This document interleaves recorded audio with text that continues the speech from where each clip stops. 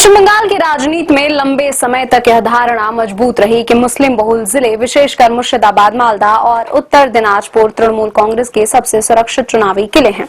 लेकिन 2026 के चुनावी नतीजों ने इस राजनीतिक समीकरण को गहराई से बदल कर रख दिया।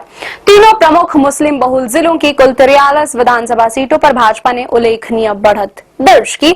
2021 में जहां भाजपा को केवल 8 सीटें मिली थी, वहीं 2026 में यह संख्या बढ़कर 19 तक पहुंच गई और दूसरी ओर कांग्रेस 35 सीटों से घटकर 22 पर सिमट गई। मुर्शिदाबाद इस बदलाव का सबसे बड़ा उदाहरण बनकर उभरा। करीब 66% मुस्लिम आबादी वाले इस जिले में 2021 में तृणमूल कांग्रेस ने 22 में से 20 सीटें जीती थी, लेकिन 2026 में उसका आंकड़ा घटकर केवल 9 सीटों तक रह गया था। भाजपा ने भी 9 सीटें जीत ली, जबकि पिछली बार उसके खाते में केवल 2 सीटें थी। इस चुनाव में मतदाता सूची के विशेष गहन पुनरीक्षण यानी कि SIR ने भी राजनीतिक बहस को तेज किया। तृणमूल कांग्रेस ने आरोप लगाया कि अकेले मुर्शिदाबाद में लगभग 7.8 लाख नाम हटाए गए, जिसका असर उनके परंपरागत मतदाता के आधार पर पड़ा।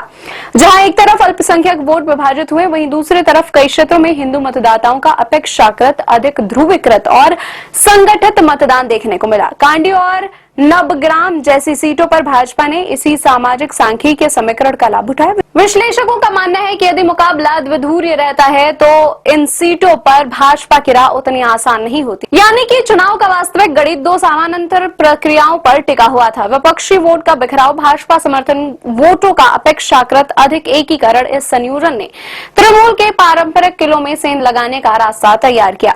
मालदा में भाजपा की सीटें 4 से बढ़कर 6 हो गई। हालांकि कांग्रेस यहाँ पूरी तरह समाप्त नहीं हुई, लेकिन उसके प्रभाव ने तृणमूल कांग्रेस की जीत के अंतर को कम करने में बड़ी भूमिका निभाई। इस तरह उत्तर दिनाजपुर में भाजपा 2 से बढ़कर 4 सीटों तक पहुंची, जबकि तृणमूल 7 से घटकर 5 सीटों पर आ गई। कई सीटों पर कांग्रेस और वाम उम्मीदवारों का संयुक्त वोट शेयर उसके अंतर से अधिक था, जिससे तृणमूल पराजित हुई।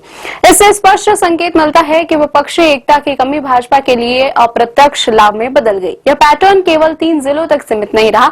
दक्षिण 24 परगना और बीरभूम के कुछ हिस्सों में भी इस तरह के संकेत दिखाई दिए, जहां अल्पसंख्यक मतदाता निर्णायक भले ना हो, लेकिन चुनावी परिणामों को प्रभावित करने की स्थिति में है। 2026 के नतीजे यह बताते हैं कि पश्चिम बंगाल की राजनीति अब केवल ध्रुवीकरण या पहचान आधारित वोटिंग तक सीमित नहीं रही है। वोटों का बिखराव, स्थानीय उम्मीदवारों का प्रभाव, क्षेत्रीय असंतोष और बहुकोणीय मुकाबले अब चुनावी परिणामों को अधिक गहराई से प्रभावित कर रहे हैं।